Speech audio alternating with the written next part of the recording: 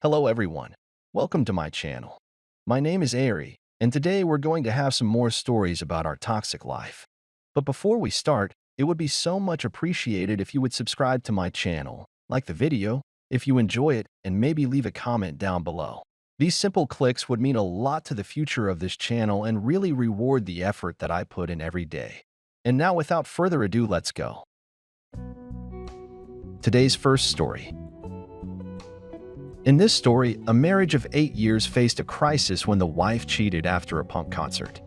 Friends alerted the husband with a video, leading to a confrontation. The wife admitted to an intimate encounter, citing a momentary lapse and regret. Despite initial intentions to reconcile, the husband decided on divorce, feeling relief when she moved out. Friends supported him, but the wife struggled with depression and work issues. Her reason for infidelity was a desire for a fleeting sense of singledom, now deeply regretted. Now let's get into the story. So here comes a bit of a rant, but I have to get it off my chest. My wife, 30 female, and I, 33 male, have been together for 8 years, married 5, and D-Day was 2 weeks ago. A little background to make some things a little clearer later on. We were both really into the punk music scene, and that's how we met and how we spent a lot of our time. As time went on, I lost interest in and grew out of going to concerts and shows. But my wife still enjoys going. So 2 weeks ago, there was a concert she wanted to go to. As usual, passed, but she went with some friends of ours, and like always, I told her to have a good time. Later in the night, I get a Snapchat from one of the friends at the concert. It's of the other friend at the bar acting strange. I'm a little confused why they sent it to me. But then the camera pans and zooms to my wife talking to a guy, and it looks like they are really enjoying each other's company. Nothing physical, just really close talking, but very flirtatious looking. I tried texting them, asking what's going on, but I don't get an answer from them. I start texting my wife, but also no answer. I honestly trusted my wife, and even though the text over the video was troubling, I reassure myself everything is okay and trying to get some sleep. But it's not okay. I can barely sleep, and if I do happen to doze off, I wake up with a tight gut checking my phone for messages, but there's nothing. I hear the door open around 4 a.m., along with soft sobbing. I'm in bed at this moment, and my heart is pounding. She comes into the bedroom, sits by my side, kind of pretending to be asleep, and shakes me, saying we need to talk.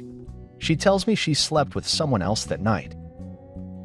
My whole world literally shattered in the time it took to say that sentence. My blood felt on fire, like I was getting needle pin pricks all over my body. I'm just sitting there in this pain. She reached for my hand, and I pulled away. She is crying and says she's sorry, regrets. It is remorseful and all that. Deep down, I wanted her to visually see how hurt I am, so I asked for details. She tells me they met at the show, talked, and hit it off. She said she lost herself, and it felt like her first date all over again. I asked about what our friends did, and she tells me they tried to pull her away, but she lied to them and said he was an old friend and they were catching up.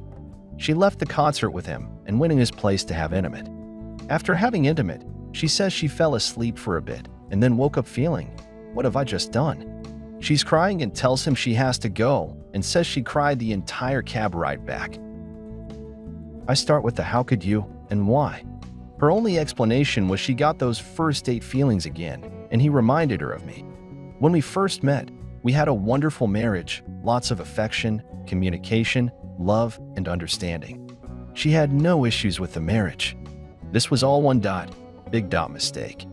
I know she regrets it. I know how remorseful she is, and that is what hurts the most. I could understand if I was slipping as a husband or if she was unhappy, but everything was fine. She's been very honest with everything, and in the past 2 weeks has taken a lot of heat from friends and family every day. I can see it on her face how much she wishes she could change the things she did and how much she wants to reconcile. Yesterday when I woke up, I lay in bed and I was feeling good. Must have had a good dream or something. And I thought of all the good we had and how I shouldn't let this ruin our and what we both thought was a great marriage. I was actually kind of smiling, and I went to go tell her I want to work on this, but as soon as I saw her, it all went away. I'm going to file for divorce. Update: about 2 weeks after my last post, early April, she moved out. And honestly, it feels like a curse has been lifted. That month of her being here and having to see her every day and being reminded of what she did ruined me. I was depressed with crazy mood swings. All of a sudden, I just feel flush with anger. But now that she's gone, I'm not dreading coming home anymore or waking up in the morning. I'm getting out, working on stuff around here, and have energy. It's been nice. She moved in with her mom, who was probably the only person who would take her while she finds an apartment or until I take her back, which won't be happening. My friends have been very helpful and supportive throughout this. Only a few are still really talking to her, even though they don't condone what she did. I ran into one of these friends who is also a coworker of hers, and she told me she's not doing well, depressed, not doing well at her job, etc. As much as I don't wish her any specific misery, I can't say I didn't take a little bit of joy in hearing that. I did ask her if she gave her a reason to why she did it. Pretty much got the same answer I did, although she added she felt like being selfish and wanted to be single again for a night, which she deeply regrets now. Today's second story. In this story, Opie met his ex-girlfriend during their medical studies. Despite a 9-year age gap, they had a strong relationship, and he helped her through school. After graduating, he started a practice, and she dropped out to work as his secretary due to family reasons.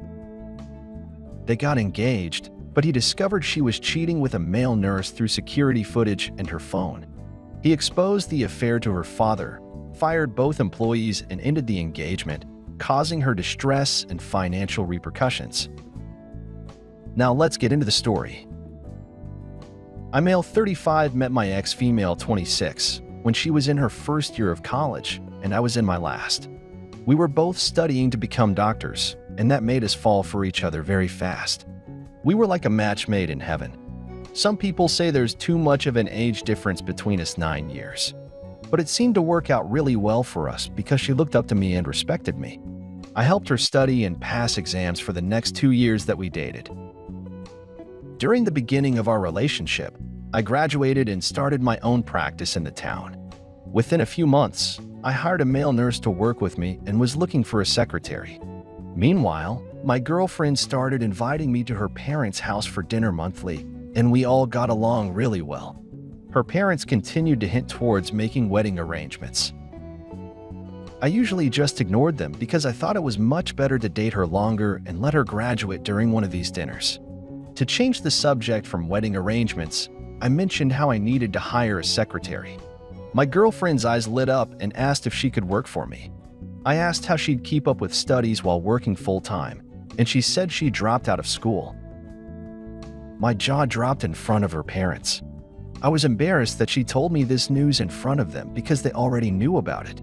After dinner, I asked her more about it, and she told me it was only going to be a short break. Her mother was going through medical treatments and would need help in the evenings and occasionally overnight. Although this didn't make a lot of sense to me, I agreed to let her start working as my secretary during the next year.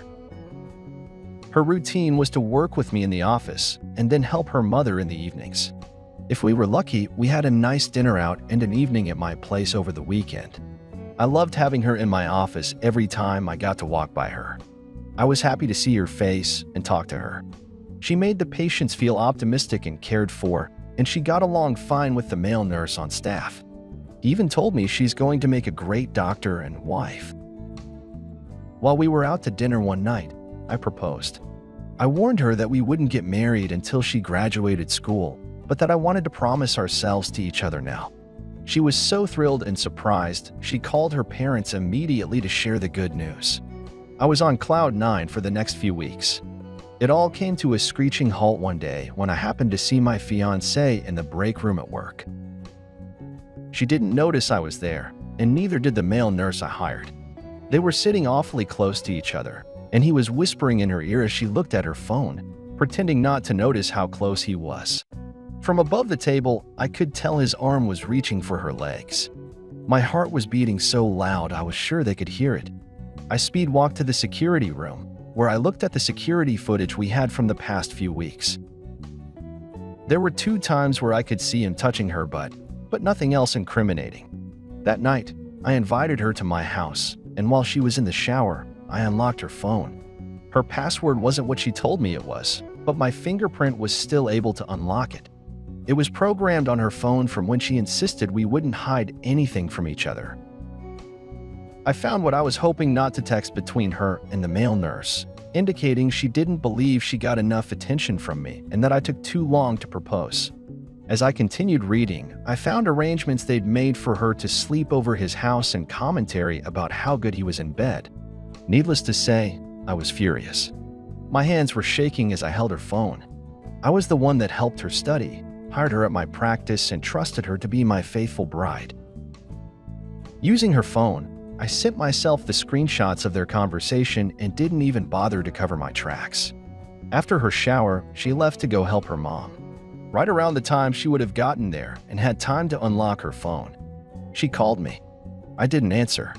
She called me again and again, 32 times to be exact.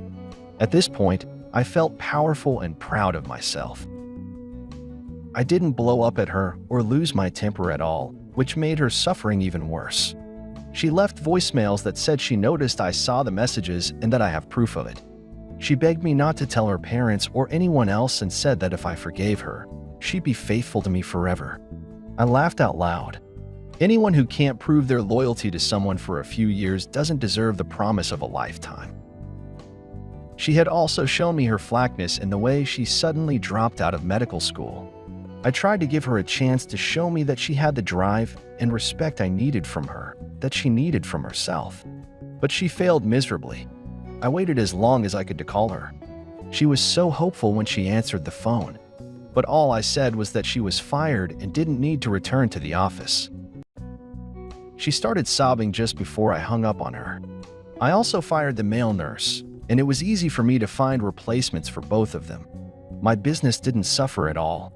As a matter of fact, it improved. I hardly grieved over the loss of this woman, because had I married her, it would have been so much worse. I wasn't planning to tell her parents what happened, but after her father asked a fourth time, I sent him the screenshots I had. He replied with sympathy and encouragement and expressed that I didn't deserve to be treated that way. The day after that, my ex left a voicemail on my phone screaming at me for telling her dad about what she did. She complained that they weren't going to pay for her schooling anymore because she proved herself to be an idiot.